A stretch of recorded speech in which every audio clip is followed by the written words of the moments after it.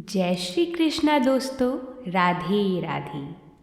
आप सभी का बहुत बहुत स्वागत है अपने चैनल में। आज हम सभी अश्विन मास की संकष्टी चतुर्थी की व्रत कथा सुनेंगे। आज हम सभी गणेश जी महाराज की 2 पौराणिक कथा, साथ ही में चौथ माता की कथा को भी सुनेंगे। आप सभी कथा को पूरा अवश्य सुनिएगा, क्योंकि कथाएं सुनने मात्र से ही व्रत का पूर्ण फल प्राप्त हो जाता है। संकष्टी नाम से ही पता चलता है कि यह व्रत और यह व्रत कथा संकटों को हरने वाली है।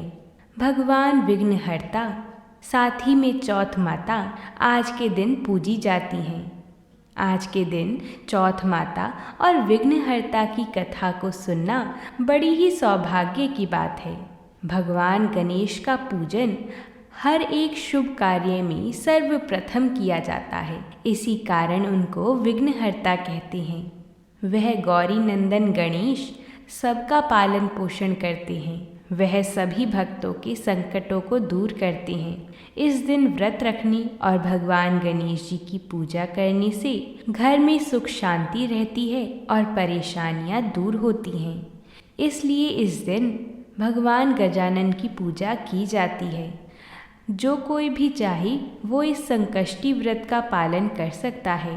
आज के दिन उपवास करने वाले भक्त पूरे दिन अन्न का सेवन नहीं करते और केवल फल, दूध और अन्य सात्विक पदार्थों का ही सेवन करते हैं और संध्या काल में चंद्र दर्शन के बाद व्रत का पारण किया जाता है।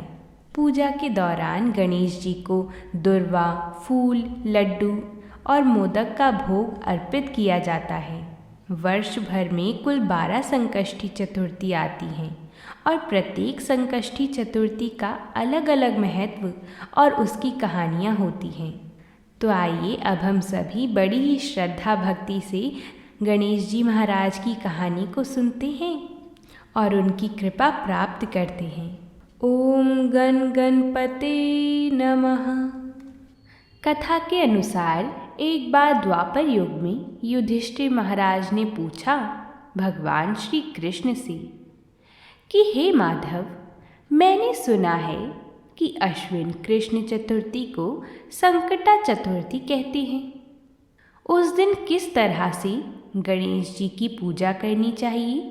हे जगदीश्वर, आप कृपया करके मुझसे विस्तार पूर्वक कहिए।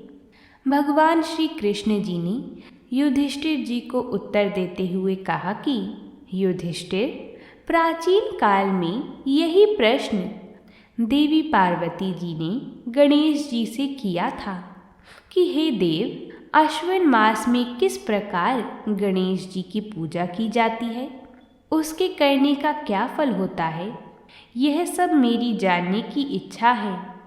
यह सुनकर हंसते हुए गणेश जी ने कहा, हे माता, सिद्धि की कामना रखने वाले व्यक्ति को अश्विन मास की कृष्ण पक्ष की संकष्टी चतुर्थी की पूजा विधि पूर्वक करनी चाहिए। इस दिन भोजन ना करें और क्रोध, पाखंड, लोभ आदि का परित्याग करके गणेश जी के स्वरूप का ध्यान करते हुए पूजन करें।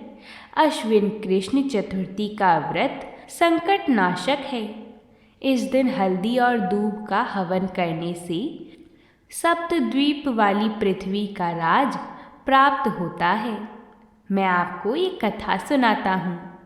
एक समय की बात है कि बाणासुर की कन्या उषा ने सुषुप्ता अवस्था में श्री कृष्ण के पौत्र अनिरुद्ध का स्वप्न देखा। अनिरुद्ध के विरह से वह इतनी कामासक्त हो गई कि उसके चित्त को किसी भी प्रकार से शांति नहीं मिल रही थी। उसने अपनी सहेली चित्रलेखा से त्रिभुवन के संपूर्ण प्राणियों के चित्र बनवाए। जब चित्र में अनिरुद्ध को देखा तो कहा कि मैंने इसी व्यक्ति को अपने स्वप्न में देखा था। इसी के साथ मेरा पाणी ग्रहण भी हुआ था। हे सुप्रिय, यह व्यक्ति जहाँ कहीं भी मिल सके इसको जाकर ढूंढ लाओ, अन्यथा इसके वियोग में मैं अपने प्राण छोड़ दूंगी। अपनी सखी की बात सुनकर चित्रलेखा अनेक स्थानों में खोज करती हुई द्वारिकापुरी में आ पहुंची। वहां अनिरुद्ध को पहचान कर उसने उसका अपहरण कर लिया। क्योंकि वह राक्षसी माया जानने वाली थी, तो उसने रात्रि में पलंग सहित अनिरुद्ध को उठाकर वह गोधूली बेला में बाणासुर की नगरी में पहुंच गई। इधर प्रद्युम्न का पुत्र शोक के कारण असाध्य रोग से ग्रसित होना पड़ा। उसने अपने पुत्र प्रद्युम्न एवं पौत्र अनिरुद्ध की घटना से कृष्ण जी भी विकल हो उठे थे। रानी रुक्मणी भी पौत्र के दुख से दुखी होकर रोने लगी थीं। पतिव्रता रुक्मणी खिन्न मन से श्री कृष्ण जी से कहने लगी कि हे नाथ, हमारे प्रिय पौत्र का किसने हरण कर लिया, या फिर वह अपनी इच्छा से ही कहीं गया है। मैं आपके सामने शोकाकुल होकर अपने प्राण छोड़ दूंगी। रुक्मणी जी की ऐसी बातें सुनकर श्री कृष्ण जी यादवों की सभा में उपस्थित हुए। वहां उन्होंने परम तेजस्वी लोमश ऋषि जी के दर्शन किए। उन्हें प्रणाम करके श्री कृष्ण ने सारी घटना कह सुनाई। श्री कृष्ण जी ने लोमश ऋषि से पूछा कि मुनिवर, हमारे पौत्र को कौन ले गया? वह कहीं स्वयं तो नहीं चला गया? हमारे बुद्धिमान पौत्र का किसने अपहरण कर लिया, यह बात मैं नहीं जानता हूँ। उसकी माता पुत्र वियोग के कारण बहुत दुखी है। कृष्ण जी की बात सुनकर लोमश मुनि जी ने कहा, हे कृष्ण, बाणासुर की कन्या उषा की सहेली चित्रलेखा ने आपके पौत्र का हरण किया है और उसे बाणासुर के महल में छिपाकर रखा है। यह बात नारद जी ने मुझे बताई है। आप अश्विन मास के कृष्ण चतुर्थी संकटा का अनुष्ठान कीजिए। इस व्रत के करने से आपका पौत्र अवश्य ही आ जाएगा। ऐसा कहकर मुनिवर वन की ओर चल दिए। उन्होंने संकटा व्रत करने का उपदेश दिया। श्री कृष्ण जी ने लोमश ऋषि के कथा अनुसार व्रत किया। हे देवी, इस व्रत के प्रभाव से उन्होंने अपने शत्रु बाणासुर को पराजित कर दिया। यद्यपि उस भीषण युद्ध में मेरे पिता यानी कि महादेव जी ने बाणासुर की बड़ी रक्षा की, फिर भी वह परास्त हो गया। भगवान कृष्ण ने कुपित होकर बाणासुर की सहस्त्र भुजाओं को काट डाला। ऐसी सफलता मिलने का कारण व्रत का प्रभाव ही था। श्री गणेश जी को प्रसन्न करने तथा सारे विघ्नों को हटाने के लिए इस व्रत के समान दूसरा कोई व्रत नहीं है। विश्व ब्रह्मांड तथा तीर्थ भ्रमण के निमित्त इससे बढ़कर शुभदायक व्रत दूसरा नहीं है। श्री कृष्ण जी कहते हैं कि हे राजन, इस व्रत को अवश्य ही करना चाहिए। इसके प्रभाव से शत्रुओं पर आप विजय पाएंगे और राज्य अधिकारी होंगे। इस व्रत के महात्म्य का वर्णन बड़े बड़े विद्वान भी नहीं कर सकते। हे कुंती नंदन, मैंने इसका स्वयं अनुभव किया है। यह मैं आपसे सत्य कह रहा हूँ। बोलिए गणपति बापा मोरया, मंगल मूर्ति मोरया। अब हम सभी चौथ माता की कथा को सुनेंगे। अगर आप सभी ने यहाँ तक कथा को सुना है तो वीडियो को एक लाइक ज़रूर कर दें। फिर हम आगे चौथ माता की कथा को सुनेंगे। आपने कर दिया लाइक? चलिए अब हम शुरू करते हैं चौथ माता की कहानी को। प्राचीन काल में किसी गांव में एक विधवा माता और उसका पुत्र रहा करता था। वह गायों को चराकर अपना पालन पोषण करता था। उसकी माता 12 मासी चौथ माता का व्रत करती थी। वह हर महीने की विनायक चौथ को चूरमे के 5 लड्डू बनाती थी। उनमें से एक चौथ माता का, एक गणेश जी का, एक गाय को निकालकर दान करती, एक बेटे को खिलाती और एक स्वयं खाती। एक बार चौथ व्रत के दिन बेटा पड़ोसन के घर गया और वहां चूरमा देखकर पूछने लगा। तब वह बोली, आज चौथ का व्रत है, इसलिए मैंने चूरमा बनाया है। तेरी माँ तो हर चौथ को ही बहुत सारे लड्डू बनाती है, पर तुझे केवल एक ही लड्डू खाने को देती है, ठंडी बासी रोटी खाने को देती है। लड़का पड़ोसन की बातों के बहकावे में आ गया और अपनी माता से जाकर बोला, माँ, तू तो चूरमा खाती है और मुझे सिर्फ एक लड्डू देती है, इसलिए तू अब चौथ माता का व्रत करना छोड़ दे। माँ ने कहा, बेटा, मैं तो चौथ माता का व्रत तेरे ही सुख शांति के लिए करती हूँ, मैं यह व्रत नहीं छोड़ सकती। यह सुनकर बेटा नाराज होकर नगर छोड़ के जाने लगता है। माँ बोलती है, बेटा, यदि तू मेरे से नाराज होकर नगर छोड़कर जाना चाहता है तो ये चौथ माता का आका ले जा। यदि तेरे पर कोई संकट आई तो चौथ माता और विनायक जी का नाम लेकर इसे पूर देना, तेरा संकट दूर हो जाएगा। लड़का आकों को लेकर नगर से चला जाता है। रास्ते में उसे एक खून से भरी हुई नदी मिलती है, जिसे पार करना संभव नहीं था, लेकिन उस संकट की घड़ी में उसे अपनी माँ की याद आई और उसने चौथ माता का नाम लेकर आका पूर दिया और कहा, चौथ माता, यदि तू सच्ची है और मेरी माँ मेरे लिए ही तेरा व्रत करती है तो यह नदी दूध और पानी से भर जाए और मुझे रास्ता मिल जाए। उसके ऐसे कहते ही रास्ता मिल गया। आगे चलने पर भयंकर जंगल से भी उसे इसी प्रकार आंखें पूर कर गुजरना पड़ा। आगे चलकर एक नगर में पहुंचा।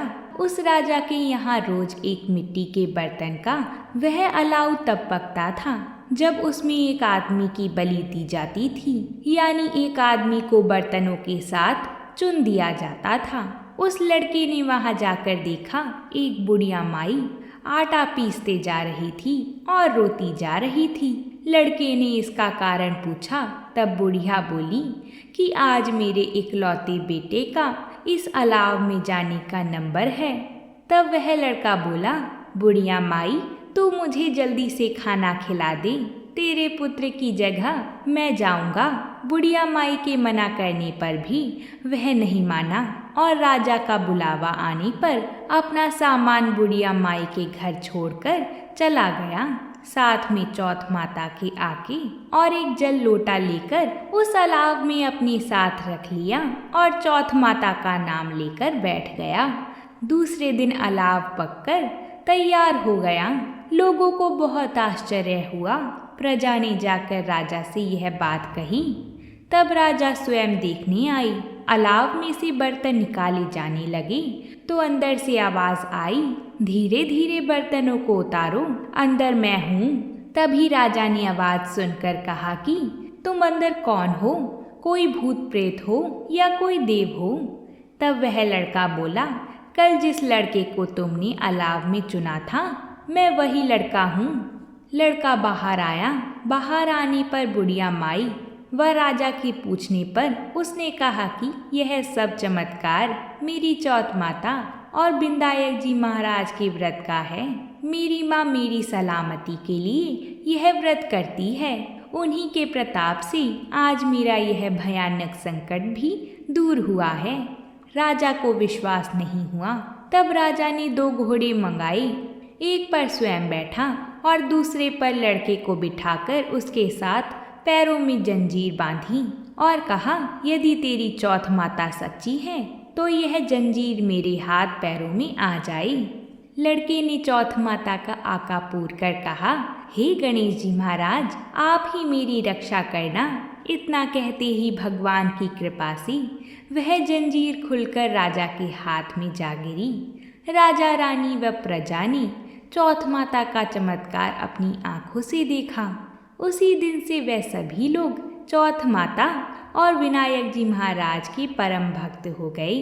राजा ने अपनी राजकुमारी का विवाह उस लड़के के साथ करा दिया और बहुत सारा धन वैभव देकर उसको विदा किया। अब वह दोनों वर वधू अपने गांव पहुँचे तो लोगों ने जाकर बुढ़िया माई को बताया कि तेरा बेटा बहू को साथ लेकर आ रहा है। तब वह बोली, अरे नहीं, मेरे भाग्य में बहू बेटे का सुख कहाँ है। वह ऐसा कह ही रही थी कि दोनों जने उसके पैरों में गिर गए और बेटा अपनी माँ से माफ़ी मांगने लगा और कहने लगा कि यह सब चौथ माता की ही कृपा है कि आज मैं तेरे सामने खड़ा हूँ। उसके बाद उसने सारी नगरी में ढिंढोरा पिटवा दिया कि सारी सुहागनी बेटी की माँ हो सके तो लड़कियाँ भी चौथ माता का व्रत करें और हो सके तो पूरी 12 महीने की चौथ करें, नहीं तो चारों बड़ी चौथ करें, नहीं तो 2 चौथ का व्रत अवश्य ही करें। हे चौथ माता, जैसा तुमने बुढ़िया माई और उसके बेटे को दिया वैसे ही सभी कहानी कहने वाले और सुनने वाले को देना। सभी के घर में सुख शांति बनाए रखना, सभी की संतानों की रक्षा करना। तो बोलिए चौथ माता की जय। लंबोदर महाराज, यह नाम भी हमारे गणेश जी महाराज का है। अब हम सभी लंबोदर महाराज की कथा को सुनते हैं और अपनी कथाओं को पूरा करते हैं। सतयुग में हरिश्चंद्र नामक एक प्रतापी राजा थे जो अत्यंत सरल और सत्यनिष्ठ स्वभाव के थे। उनके शासन काल में अधर्म का कोई अस्तित्व नहीं था। उनके राज्य में ना कोई अपाहिज था और ना ही कोई दरिद्र, ना ही दुखी। उसी राज्य में ऋषि शर्मा नामक एक तपस्वी ब्राह्मण रहते थे। एक पुत्र की प्राप्ति के बाद वे स्वर्गवासी हो गए थे और उनकी पत्नी ने अपने पुत्र का पालन पोषण भिक्षाटन के द्वारा किया था। वह पतिव्रता ब्राह्मणी गोबर से गणेश जी की प्रतिमा बनाकर सदैव पूजा करती थी। उसने भिक्षाटन के द्वारा तिल के 10 लड्डू बनाए। उसी बीच उसका पुत्र गणेश जी की मूर्ति अपने गले में बांधकर खेलने के लिए बाहर चला गया। तब एक बार पिशाच कुम्हार ने उस ब्राह्मणी के 5 वर्षीय बालक को जबरन पकड़कर अपने आवा में छोड़कर मिट्टी के बर्तनों को पकाने के लिए आग लगा दी। इधर उसकी माता अपने पुत्र को ढूंढने लगी और ना पाकर बड़ी ही व्याकुल हो गई। वह ब्राह्मणी रोती हुई गणेश जी से विनती करने लगी, हे गणेश जी, आप इस दुखनी की रक्षा कीजिए। मैं पुत्र के वियोग में व्यथित हूँ, आप मेरी रक्षा कीजिए। वह ब्राह्मणी आधी रात तक विलाप करती रही। जब सुबह सुबह कुम्हार अपने पके हुए बर्तनों को देखने आया और जब उसने आवा खोला तो उसमें जांघ भर पानी जमा हुआ पाया। और इससे भी अधिक आश्चर्य उसे तब हुआ जब उसने उसमें बैठे एक बालक को खेलते हुए देखा। इस अद्भुत घटना को देखकर वह भयवश कांपने लगा और इस बात की सूचना उसने राज दरबार में दे दी। उसने राज्य सत्ता में अपने कुकृत्य का वर्णन किया। कुम्हार ने कहा, हे महाराज हरिश्चंद्र, मैं अपने दुष्कर्म के लिए मर जाने के योग्य हूँ।